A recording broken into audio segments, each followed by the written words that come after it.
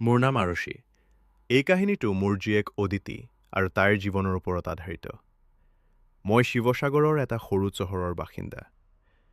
যেতিয়া মই বিধৱা হৈ পৰিলোঁ, তেতিয়া মোৰ মা-দেউতাই মোৰ দ্বিতীয় বিবাহ কৰাই দিলে। যি মানুহজনৰ লগত মোৰ বিয়া হ'ল, তেওঁৰ আগৰে পৰা এটা পুত্ৰ আছিল আৰু মোৰো এজনী জীয়েক আছিল। মোৰ জীয়েক অদিতি আৰু পুত্ৰ অভিষেক একেটা কোঠাতে শুইছিল। কিন্তু মই লক্ষ্য কৰিছিলোঁ, প্ৰতিদিনে পুৱাই উঠি অদিতিয়ে বিচনাৰ চাদৰখন সলনি কৰি পেলায়। মনে মনে পুৰণি চাদৰখন ধুই নিজে গা ধুই লয়। বহু সময়ত তাই অচেতন হৈ পৰিছিল। দিনে দিনে তাই খুব দুৰ্বল হৈ পৰিছিল। এদিন পুৱাই মই হঠাতে তাইৰ কোঠালৈ গৈছিলোঁ। যি দৃশ্য মই দেখিলোঁ, তাক দেখি মোৰ লাজতে মূৰ নত হৈ গ'ল। মনে মনে এইটোহে প্ৰাৰ্থনা ওলাই আহিল, হে ভগৱান, এনে দৃশ্য কোনো মাকক কেতিয়াও দেখুৱাব নালাগে।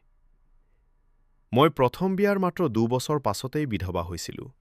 সেই সময়ত মোৰ বয়স মাত্ৰ ১৮ বছৰ আছিল। মোৰ মা-দেউতাই মোক ১৬ বছৰতে বিয়া দিছিল। মই মোৰ মা-দেউতাৰ একমাত্ৰ জীয়েক আছিলোঁ। কিন্তু তেওঁলোকৰ বাবে মই যেন এটা ডাঙৰ বোজা আছিলোঁ।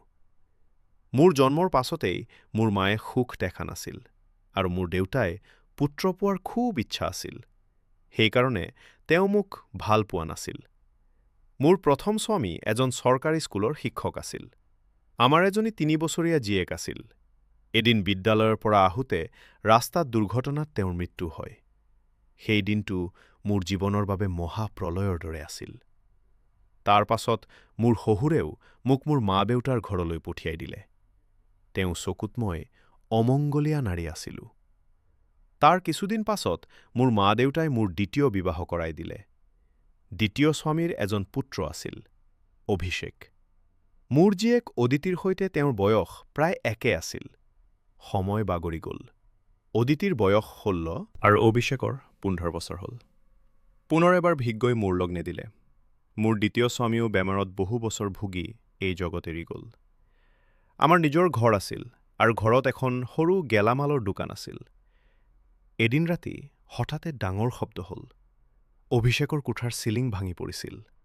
সৌভাগ্যবশতঃ সেই সময়ত তেওঁ বাথৰুমলৈ গৈছিল, নহ'লে ডাঙৰ দুৰ্ঘটনা হ'লহেঁতেন। টকাৰ অভাৱৰ বাবে চিলিং ঠিক কৰিব পৰা নগ'লো। মই নিজে ৰান্ধনীঘৰত শুবলৈ ধৰিলোঁ আৰু দুয়োটা ল'ৰা-ছোৱালীক একেটা কোঠাতে শুবলৈ ক'লোঁ। এই সিদ্ধান্তটো মোৰ জীৱনৰ আটাইতকৈ ডাঙৰ ভুল আছিল। তাৰ পাছৰে পৰা অদিতি বাৰে বাৰে অচেতন হ'বলৈ ধৰিলে। ডাক্তৰে কৈছিল, তাই দুৰ্বল, আৰাম কৰিব লাগে। কিন্তু প্ৰতিদিনে পুৱাই তাই চাদৰ ধুইছিল। মই সন্দেহ কৰিবলৈ ধৰিলোঁ। মোৰ মনত বেয়া বেয়া চিন্তা আহিবলৈ ধৰিলে। এদিন মই দুয়োৰে কথা শুনিলোঁ। অভিষেকে কৈছিল, এইদৰে চলিলে নহ'ব, তোমাৰ স্বাস্থ্য বেয়া হৈছে। অদিতিয়ে কৈছিল, মাত্ৰ কেইটামান সপ্তাহ, তাৰ পাছত এই সুযোগ নাথাকিব। মোৰ মনত ভয় সোমাল।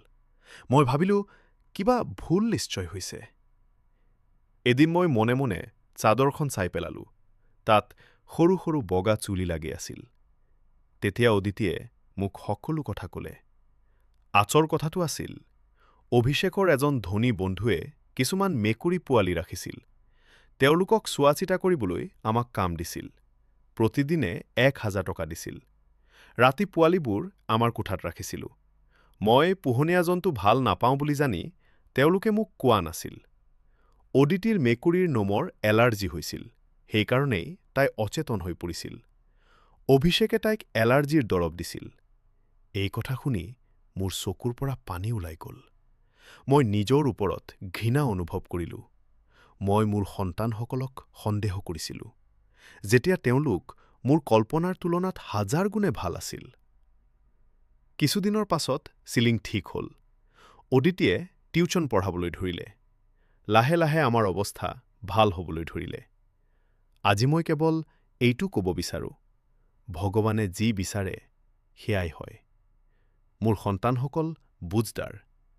কিন্তু মই সকলো মাকক ক'ব বিচাৰোঁ, যুৱক-যুৱতী সন্তানক একেটা কোঠাত শুবলৈ নিদিব।